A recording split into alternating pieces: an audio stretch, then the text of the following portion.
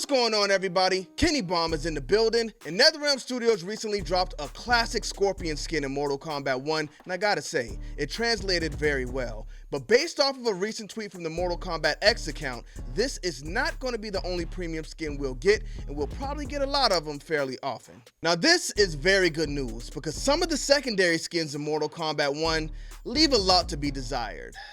Shout out to that Injustice looking reptile. So let's go ahead and take a look at these tweets, and then I'm gonna give you 5 skins I wanna see added to Mortal Kombat 1, and I want you to give me 5 in the comment section. But don't forget to smash that subscribe button, because we just passed 20,000 subscribers, which means it's time for another giveaway. Details on that to come, but let's get into it.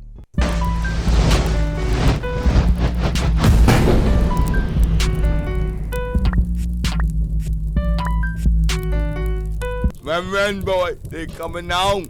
Alright, so we head to the website formerly known as Twitter, where you guys can follow me at KennyBomb4K if that's what you want to do. If you want to follow back, send me a message and we'll get it done. Let's get to that. So last week I posted a video showing you guys how to get that premium Scorpion skin, and in that video I said you had to rush and do it because that timer said it would expire in 11 hours.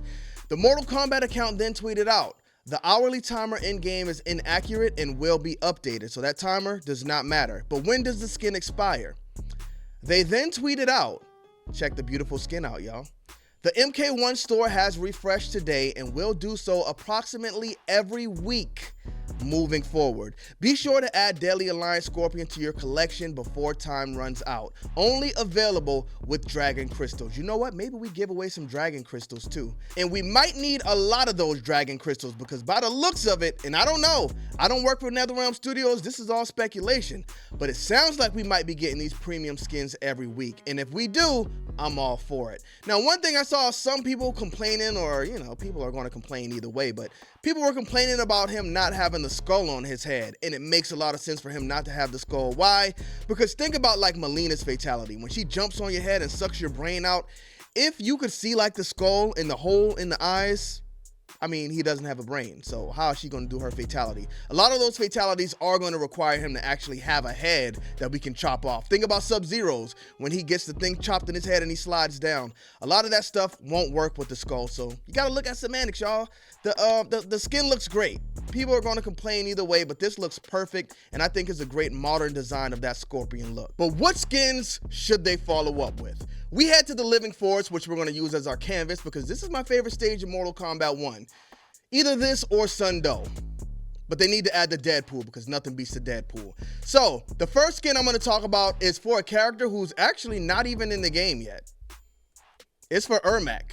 So apparently, a lot of people don't like the mummy wraps on Ermac's face, but I think the mummy wraps are perfect because it doesn't put them in that ninja box where you could pull out Sub-Zero, Scorpion, Reptile, Tremor if you want to count him. This makes Ermac stand out on their own, so I hope he comes back with that secondary skin being the mummy wraps.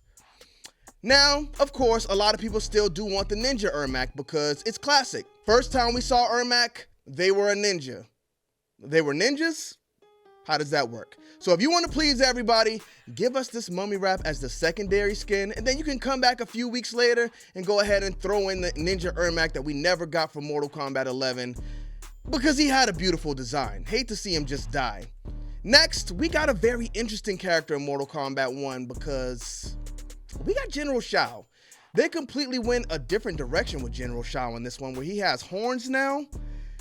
They still kind of castrated him in the story. We got to talk about that one day. But I would love to see a classic Shao Kahn skin added to Mortal Kombat 1. Not necessarily this one. We only use this picture because this one kind of looks low budget. But I want to see this skin actually, where you can see that dragon arm, where you can see the chest and the body out. Just a beast of a man Shao Kahn we used to have back in the day. Netherrealm Studios, let's get to that. Now the next one is very interesting, because I don't like the grungy look or the dirty look the characters had in Mortal Kombat X, but I think Melina's design in Mortal Kombat X is extremely underrated. I love the character's look, and I would love to see this recreated in Mortal Kombat 1. Now, of course, if we're talking about premium classic Melina skins, it don't get no better than this one. Come on, y'all, it don't get no better than this one, but you gotta think about it. If you look at what that skin was, it was really a stripper. I think somebody from Netherrealm Studios made a statement saying, why would the girls come into battles fighting like this? That actually does make sense, because if you're being honest, y'all, this is a stripper outfit. I don't know what we were doing back then or why this was acceptable, but this is too much.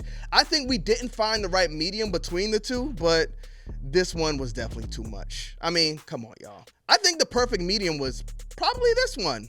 Maybe? You know, you got the little bit of things out up there, but, you know, showing off a little bit of skin on the legs. And I think this is actually an extremely underrated design for Mileena. I even didn't really like it myself when we first got it, but looking back at Mortal Kombat 11, those character designs were actually really good. Now let's talk about the next one, and this kind of proves that, you know, we asked for one thing, but as fans, we really don't know what we want. Before Mortal Kombat 11 came out and we were talking about the characters that were going to be in it, I said I didn't want Tanya to have the bob, but you know what? Now that we got Tanya, and I'm glad her default doesn't have the bob, but I want to see Tanya with the bob back again, okay? This was a great design for Tanya as well. Another good one they had in Mortal Kombat X.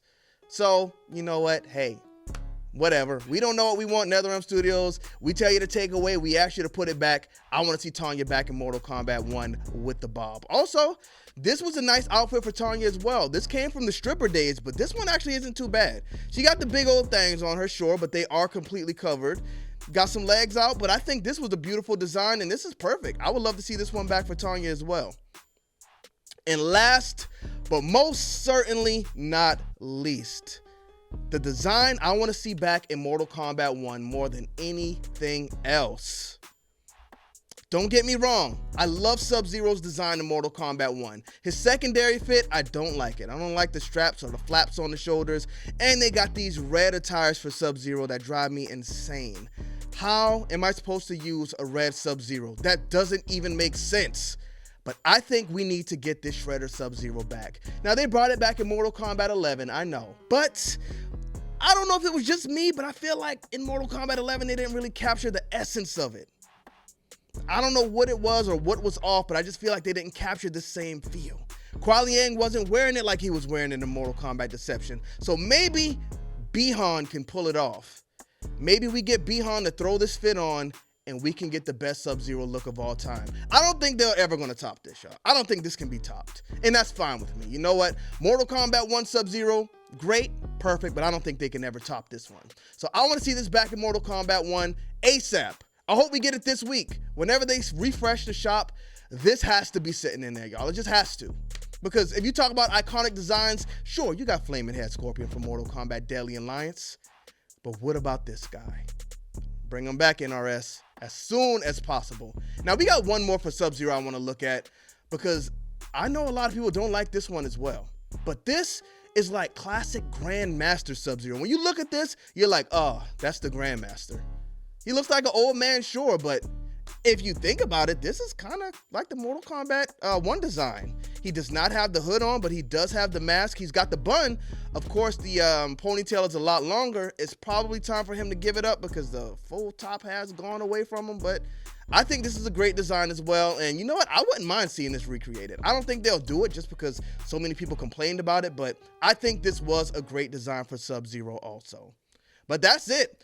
Those are the 5 designs I would like to see added to Mortal Kombat 1. So, what do y'all want to see added? Let me know in the comment section, but thank y'all for tuning into this video. Don't forget to drop a like on it and smash that subscribe button if you haven't already. I'm looking to get the giveaway details out on October 4th, which is tomorrow as I'm recording this video. So make sure you guys tap in, stay tuned, and let's get to that.